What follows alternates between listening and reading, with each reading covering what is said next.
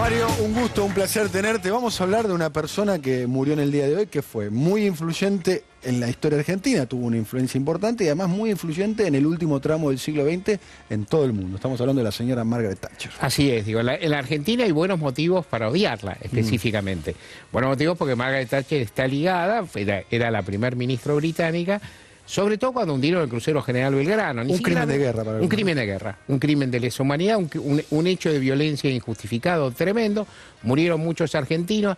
Ella actuó en ese caso como la titular de un imperio acostumbrado a imponer sus decisiones a sangre y fuego si hace falta, pasando por encima de la ley internacional. Lo hizo y eso es una marca tremenda en la historia argentina.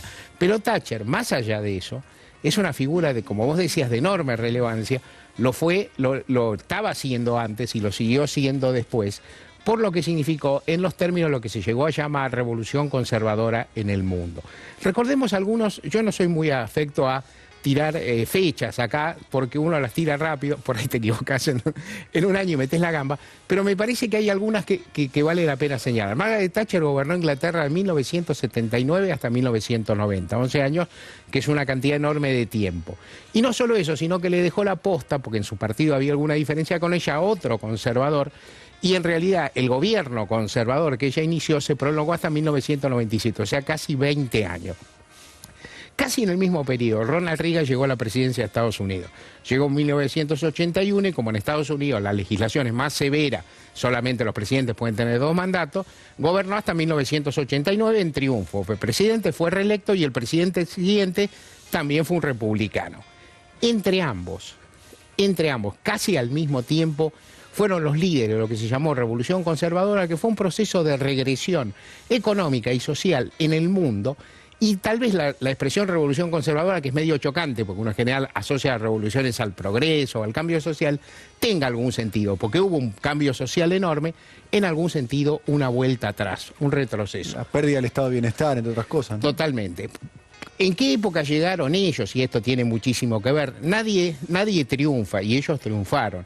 En lo político, en lo económico, en lo ideológico y en lo cultural, triunfaron porque una época de retroceso de todas aquellas tendencias o formas políticas que le habían respondido al capitalismo extremo, lo habían matizado, lo habían mejorado o le habían replicado duramente a las socialdemocracias europeas, a los gobiernos nacionales populares populistas como los que hubo en nuestra región y al propio régimen socialista que existía en ese momento y que significaban desafíos al capitalismo y que motivaron que hubiera muchísimas reformas en el Estado y en materia laboral y social que fueron muy beneficiosas para las clases trabajadoras. Ese proceso estaba en decadencia porque había terminado un ciclo de crecimiento, lo cual se veía en parte y en parte no. Y también tomemos en cuenta, de nuevo, a poco de asumir tanto Thatcher como Reagan, se cae el muro de Berlín. O sea, y cuando uno mira eso, dice, el muro de Berlín ya se estaba derruyendo, ya estaba corroído, algo pasaba ahí, el socialismo se estaba cayendo. Colaboró otro personaje también electo en el año 79, que es Karol Wojtyla, el Papa también. Sin ninguna duda, sin ninguna duda. Ellos también empujaron un poco al muro que venía medio mal. En cualquier caso, lo que lograron ellos fue una amplísima victoria en toda la línea, contra los sindicatos, contra cierto tipo de libertades. Privatizaciones y lo demás. Pero yo diría algo más. Yo diría, lo que había en discusión no era si se flexibilizaba o no los regímenes de trabajo que se flexibilizaron, si se atacaba o no los sindicatos que se atacaron. Había un paradigma, una ideología, una visión del mundo distinta. Primaba una visión del mundo individualista e insolidaria. Una idea darwinista de lo social, así como existe en la naturaleza el hecho de que el pez grande se come al chico. Que prevalezcan los más fuertes. Y si vos pensás que el pez grande se come al chico y eso es natural y por lo tanto está bien, no te preocupás mucho por la educación, la salud y la vivienda de los peces chicos. Digamos, ¿qué te importan? Y en definitiva, los sectores populares pagaron esa etapa que, y este es un dato muy tremendo y profundo, también acompañaron. Porque esos líderes fueron muy populares en sus países, ganaron muchas elecciones, tuvieron muchísimo apoyo. Y digamos algo que viene para acá.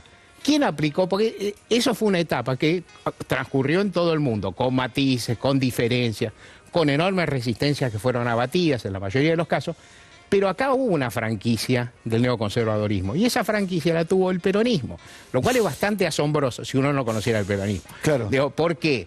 porque fue el peronismo el que instaló el más amplio Estado benefactor que hubo en la historia de Argentina y casi uno de los más amplios del mundo y sin duda de la región, y fue el peronismo el que lo desmanteló salvajemente de la mano de Carlos Menem. Y Carlos Menem también fue una figura muy popular en la Argentina, tanto que fue elegido una vez y luego fue reelecto, y entonces tuvo 10 años, un lapso bastante parecido al que estuvieron Thatcher y Reagan. Un cachito después, porque Menem entró en el 89 cuando estos... Pero con el mismo discurso y el mismo programa, ¿no? Y cuando venía imponiéndose esa doctrina, el neoconservadorismo en todo el mundo. Y con una diferencia que es seria y que no siempre se destaca.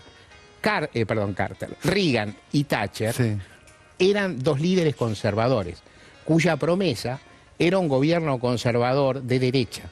Menem llegó con otra promesa. Menem llegó revoleando el poncho, prometiendo salariazo, revolución productiva. Se dio vuelta en el camino y de todas formas la gente en la Argentina lo votó.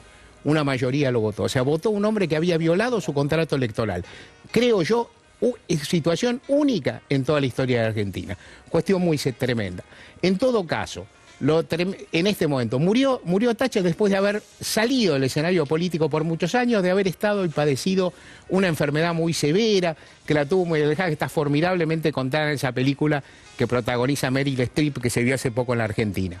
Yo creo que en general, como cuestión humanitaria y mucho más en un medio de difusión, nadie debe alegrarse por la desdicha personal, por el sufrimiento, ni por la muerte de nadie, por lo menos que es un mensaje que no debe transmitirse.